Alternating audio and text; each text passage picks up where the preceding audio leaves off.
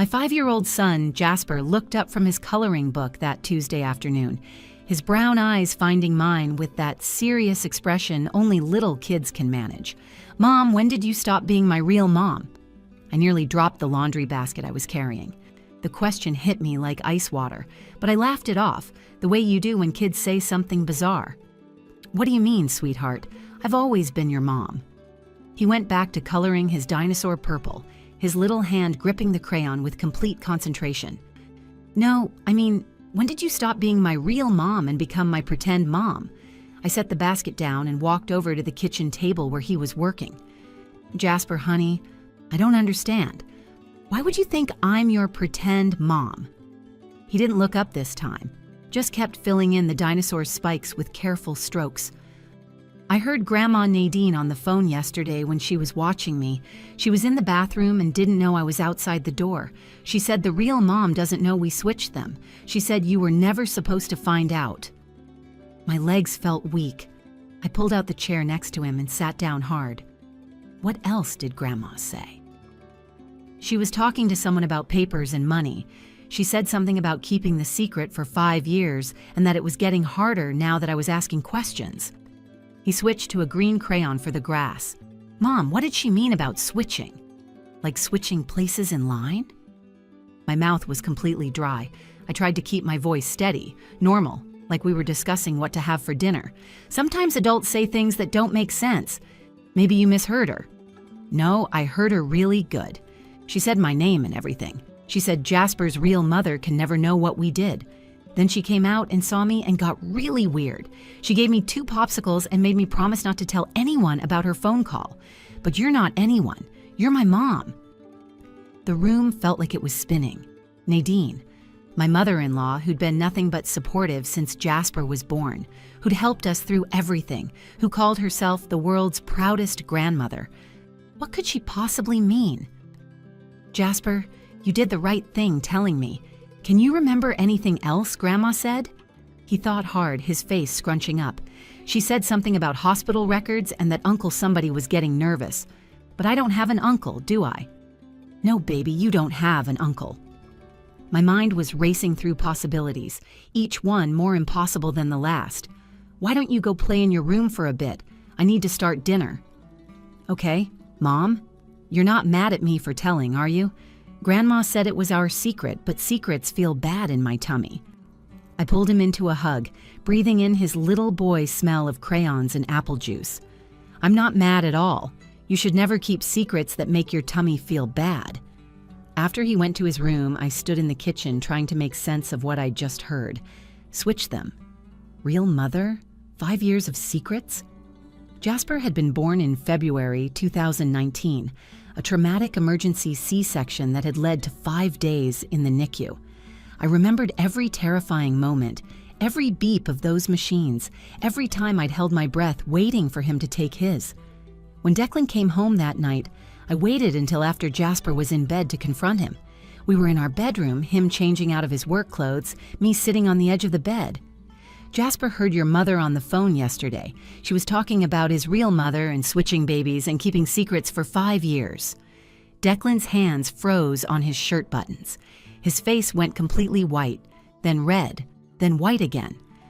What exactly did he say he heard? Enough. What's going on, Declan? What did your mother mean? He turned away from me, walking to the window that overlooked our backyard where Jasper's swing set sat in the moonlight. You weren't supposed to find out like this. Find out what? Any of it. None of it. It was supposed to stay buried. Declan, you're scaring me. What are you talking about?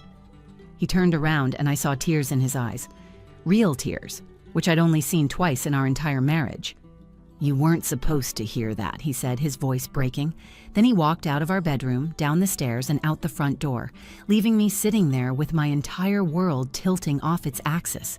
Life in our suburban Portland home had felt like a magazine spread come to life. The kind of perfect that made other moms at school pick up say things like, I don't know how you do it all. Our 2-story colonial with the blue shutters sat on Maplebrook Drive, where every lawn was manicured and every neighbor waved.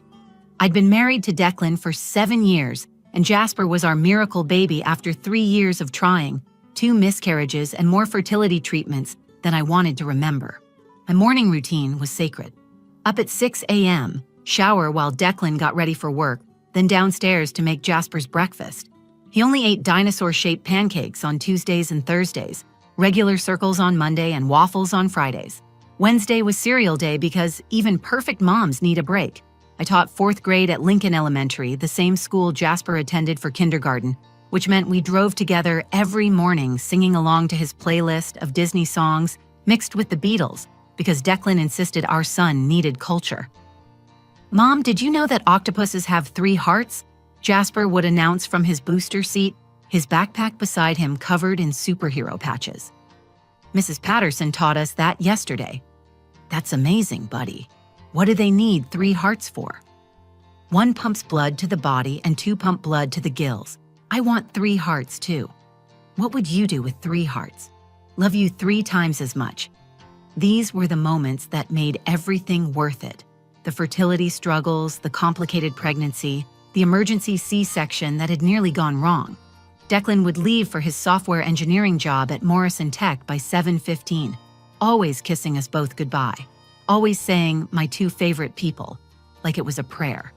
His mother, Nadine, lived 12 minutes away in a smaller ranch house she'd moved to after Declan's father passed away 6 years ago.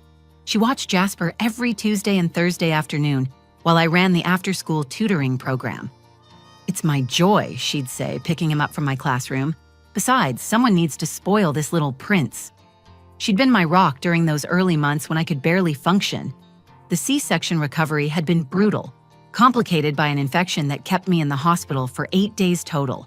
Nadine had practically moved in, handling the night feedings when I was too weak, singing Jasper the same lullabies she'd sung to Declan 34 years ago. Our evening routine ran like clockwork. I'd pick up Jasper from Nadine's at 4:30, drive home listening to him chatter about his day, then start dinner while he played with his dinosaurs at the kitchen table. We ate a real dinner every night at 6:30 because that's what families did. Declan would come home by 7, sometimes later if he had a release deadline, but he always made it for bedtime stories at 8 o'clock. "Daddy, do the voices," Jasper would demand.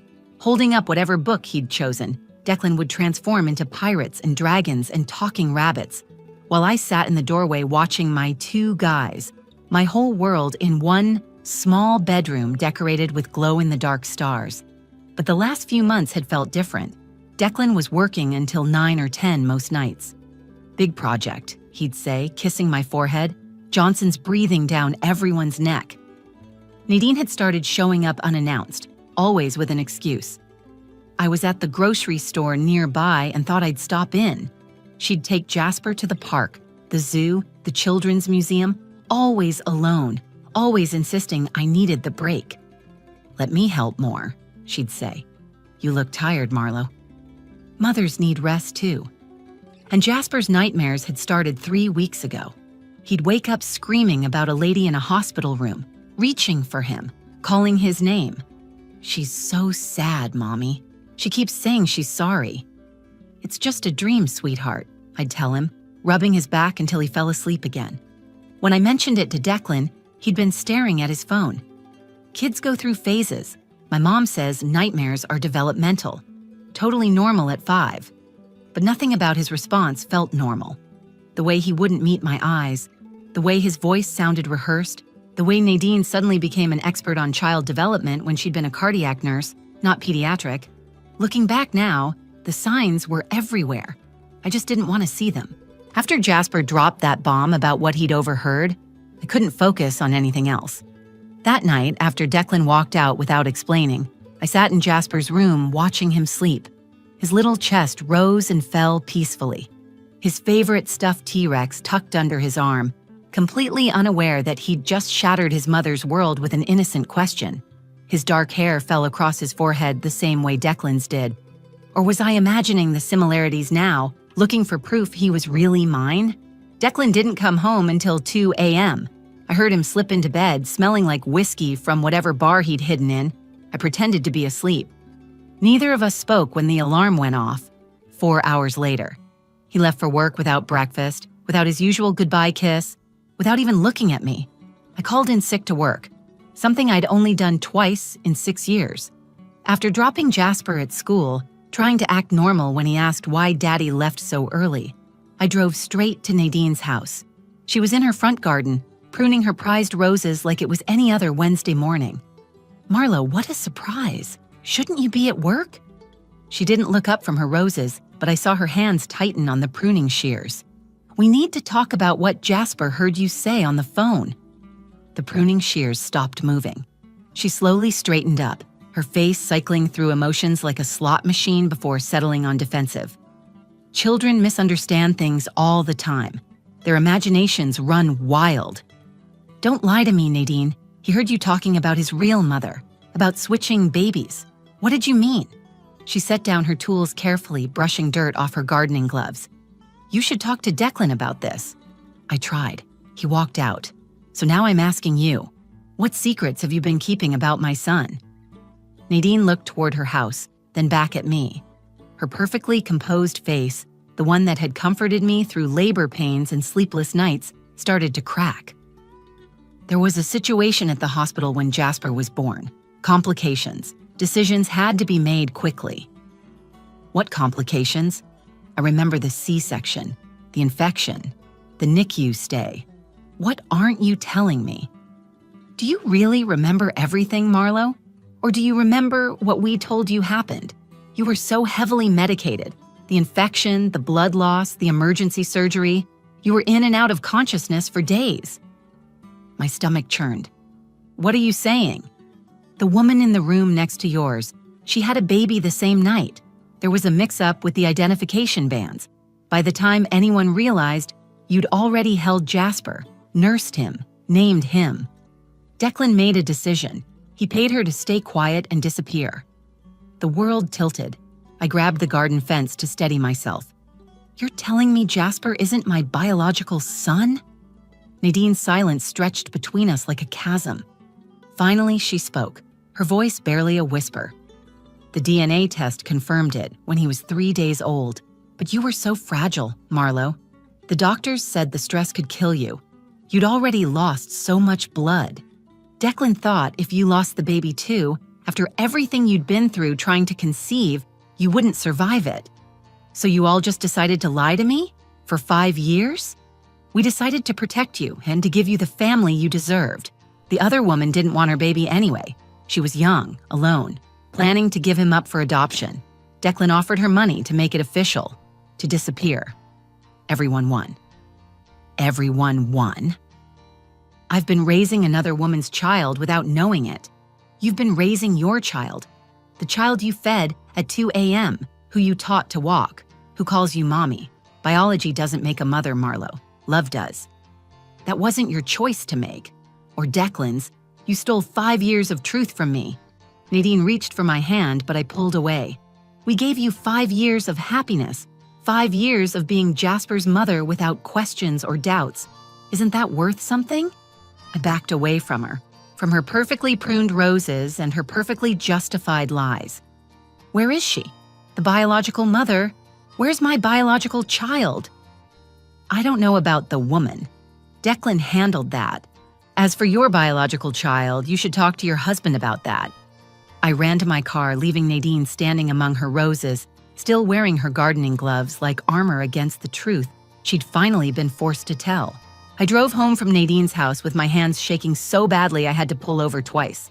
The third time, I vomited behind a Starbucks, my body rejecting the truth as violently as my mind was. Jasper wasn't my biological son. Somewhere out there was another child, my actual child, and a woman who'd carried Jasper for 9 months before selling him to my husband like a transaction. Back home, I stood in Declan's home office, a room I rarely entered because he liked his privacy. Client confidentiality, he'd always said about the locked filing cabinet. Boring tech stuff, he'd said about the password-protected laptop. Now every locked drawer felt like another lie. I found a hammer in the garage and broke the lock on the filing cabinet. Inside the bottom drawer, beneath tax returns and mortgage papers, was a manila folder marked February 2019, medical. My hands trembled as I opened it. Hospital records from Riverside General, where Jasper was born.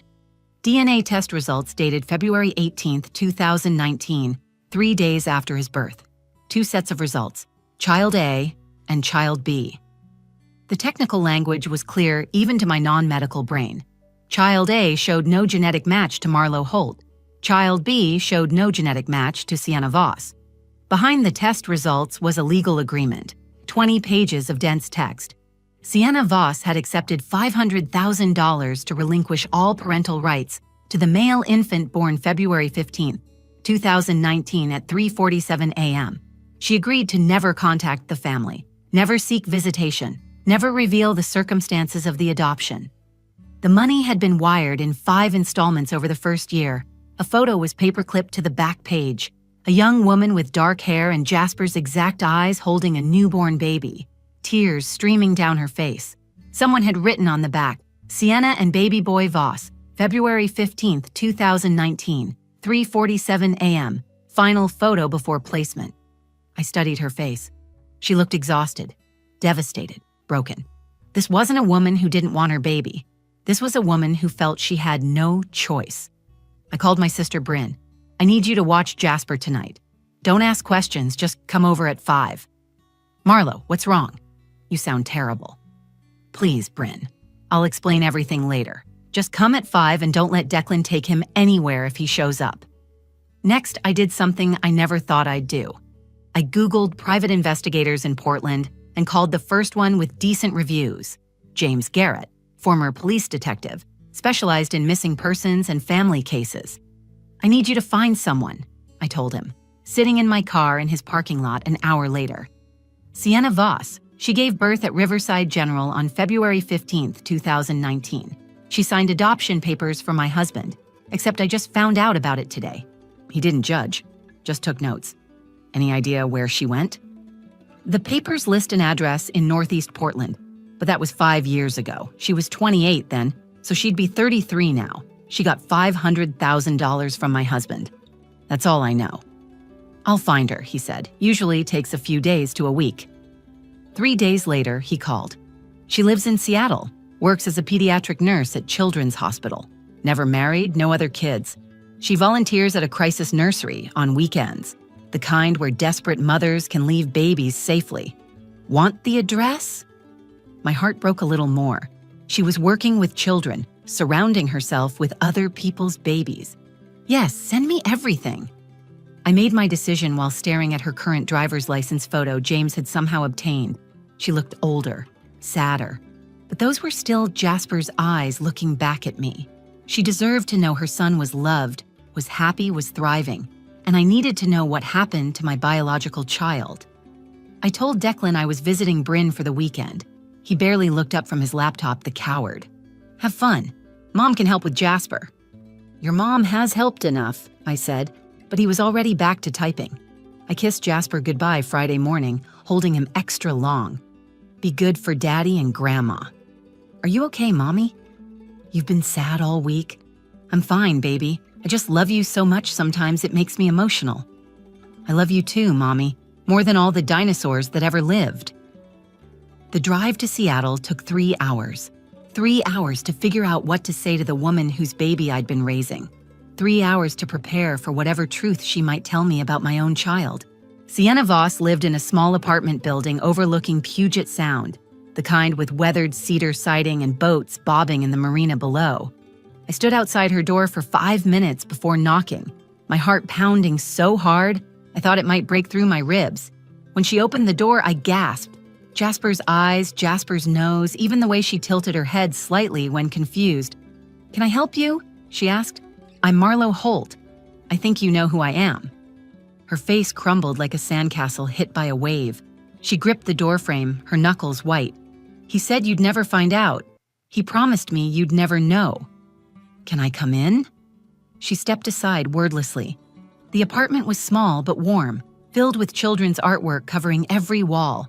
Crayon drawings of rainbows, handprint turkeys, construction paper hearts with "We love Miss Sienna" written in shaky kindergarten letters. I work in pediatrics, she explained, following my gaze. My patients make them for me. It helps being around kids. She moved to the kitchen, her hands shaking as she poured coffee. Do you want to see the photos? Before I could answer, she pulled out a large box from under her bed. Inside were hundreds of printed photos. Jasper at the park from my Instagram, his school photo from the kindergarten website, birthday parties from my Facebook before I made it private. She'd been watching him grow up from a distance, collecting moments like breadcrumbs. I know I'm not supposed to look him up. I signed papers, but I had to see him. I had to know he was okay. Sienna, I need to know about my biological child.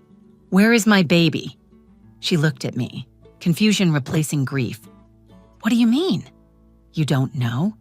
She stood up, pacing the small living room. Oh God, they didn't tell you any of it. Nadine said there was a mix-up with the hospital bans. There was no mix-up, Marlo. That's not what happened at all. Sienna sat down across from me, her eyes never leaving mine. You had complications during delivery, severe hemorrhaging.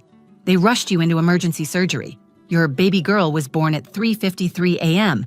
She lived for 6 minutes. The air left the room. What? Your daughter died, Marlo. Respiratory failure. The doctors tried everything. I was being wheeled past the NICU when it happened. I saw them working on her, saw them call time of death. Your husband was in the hallway, completely destroyed. My baby died. I had a daughter and she died. Her name was Ivy. At least that's what the nurse told me later. Declan had already named her. Sienna pulled out another document from the box. He showed me her death certificate when he approached me. February 15th, 2019, 3:59 a.m., 6 minutes after she was born. I don't understand. How did you end up giving him Jasper? Sienna took a deep breath. I was alone. 28 years old, no family, the father was my married boss who threatened to destroy my career if I told anyone.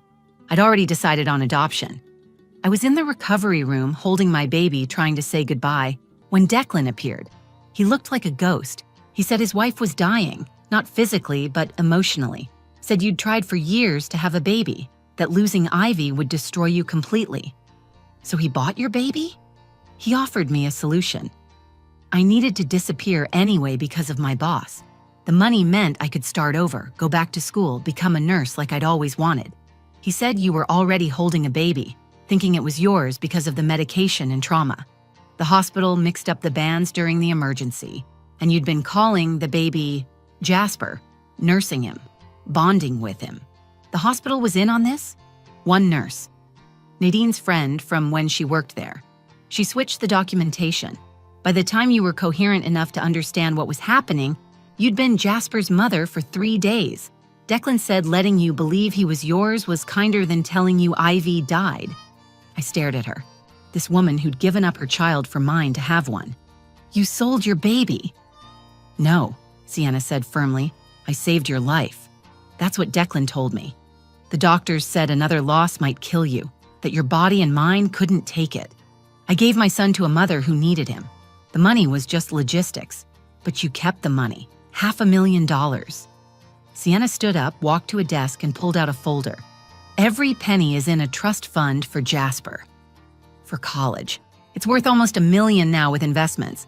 Declan doesn't know. I may have signed away my rights, but I could still make sure my son's future was secure. I drove back to Portland in complete silence, unable to even turn on the radio. The truth was so much worse than the lie. My daughter, Ivy, had lived for 6 minutes. 6 minutes I didn't remember. 6 minutes stolen by trauma and medication, and a husband who thought he was protecting me. Every time I looked in the rearview mirror, I saw Sienna's face, those eyes that were exactly like Jasper's, full of pain but also something else. Peace, maybe, or resignation. When I got home, Jasper ran to me before I even closed the door. Mom, I missed you so much. Grandma made Brussels sprouts and I had to eat 3 of them. He wrapped his little arms around my legs, and I dropped to my knees to hold him properly. He smelled like bubble bath and toothpaste, like bedtime even though it was only 7 o'clock. I missed you too, baby. So much. Daddy said you went to see Aunt Bryn, but Aunt Bryn came here yesterday looking for you. Are you okay, Mommy? Over his head, I saw Declan standing in the doorway to the living room, his face gaunt, knowing his time was up. Yeah, sweetheart. Mommy's okay. Why don't you go play in your room for a few minutes? I need to talk to Daddy. After Jasper bounded upstairs, Declan and I stood facing each other across the kitchen we'd renovated together.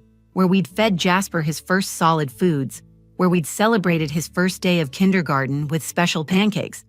"You know everything," he said. It wasn't a question. "I met Sienna. She told me about Ivy." He collapsed into a chair, his head in his hands. "You were dying inside, Marlo. Not physically, but emotionally. The doctor said you kept asking for the baby even though they'd told you 3 times she didn't make it. You were holding Jasper, calling him Ivy, refusing to accept she was gone. The psychiatrist said another break from reality might be permanent. So you decided to what? Swap a dead daughter for a living son? I decided to save you. When that nurse mentioned the woman next door giving up her baby for adoption, it felt like fate, like the universe giving us a second chance. You'd already been holding him for hours because of the band mix-up. You were calling him your miracle, saying he looked just like your dad, nursing him like you'd carried him yourself. You stole 5 years of grieving from me. You stole my right to mourn my daughter. I gave you 5 years of being a mother instead of 5 years in a psychiatric facility. The doctors said with your history of depression and the trauma of the loss, you might never recover. That wasn't your choice to make. I'm your husband. Watching you break apart, watching you refuse to accept she was gone, I had to make a choice. And I chose the path where you got to be happy, where you got to be the mother you deserved to be. And Nadine knew everything? She helped arrange it. Her friend at the hospital, the paperwork, keeping the secret. She said it was the greatest gift she could give you, a grandchild to love without the shadow of loss. I looked at this man I'd married, loved, trusted, with everything. I'm filing for divorce, not because you gave me Jasper, but because you stole my truth. You stole my chance to grieve Ivy. You stole my choice. Marlo, please, think about Jasper. I am thinking about him. He deserves better than a family built on lies. He deserves to know that his biological mother loved him enough to give him up, that she's been saving for his future while we raised him. He deserves to know he has a sister who lived for 6 minutes but was loved for a lifetime. Declan aged 10 years in that moment. When will you tell him? When he's older, when he can understand. Sienna and I will tell him together. I filed for divorce the next week. Nadine tried everything to change my mind, but the woman who'd held me through labor pains had also held back the truth about my daughter's death. That betrayal cut too deep to heal. Sienna and I meet once a month now, not as co-parents, but as 2 women bound by an impossible situation. She shows me the investment statements for Jasper's college fund. I show her his report cards, his art projects, videos of his school plays. We're building something undefined but necessary. A relationship that has no name but exists anyway. Declan gets supervised visits. He's still Jasper's dad, but trust, once shattered, can't be rebuilt the same way. We tell Jasper that sometimes mommies and daddies love their children so much, but can't live together anymore. He doesn't fully understand, but he's adjusting. Last week, Jasper had another nightmare about the lady in the hospital. She was holding a tiny baby, he told me, curled against my side. The baby was sleeping but wouldn't wake up. The lady was so sad. Sometimes babies are too tired and need to sleep forever, I told him, my voice steady even as tears rolled down my face. Is that what happened to the baby? Yeah, sweetheart, that's what happened. But the lady had another baby, right? One that woke up? I held him tighter. Yes, she did. And she loved that baby more than all the stars in the sky. I keep a photo of Ivy in my nightstand now, taken by a nurse in those 6 minutes. She's tiny, perfect, real. Every night I tell her about her brother, about the mother who gave him to us, about the strange, broken, beautiful family we've become. Love isn't about biology or birth certificates or even truth. It's about showing up day after day, even when the foundation cracks. Sienna gave me her son. Declan gave me a lie that became my truth. But Jasper gave me the chance to be his mother, and that's the only truth that matters now. Some secrets are meant to surface, like bodies in water, demanding to be seen and honored. My daughter lived for 6 minutes. My son has been mine for 5 years. And Sienna, in her quiet sacrifice, might be the strongest mother of us all. We're not a conventional family, but we're a real one, built on a foundation of loss and love and the impossible choices that connect us forever. If you've made it this far in our story, you know that life rarely gives us the simple, clean narratives we hope for. Sometimes the most beautiful gardens grow from the darkest soil.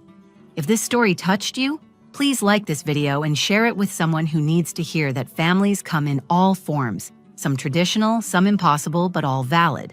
Leave a comment below about what you think Marlo should tell Jasper when he's older. And don't forget to subscribe to our channel for more stories that explore the complex, messy, beautiful truth of what it means to be human. Thank you for listening to our story. Hold your children tight tonight, whatever form your family takes,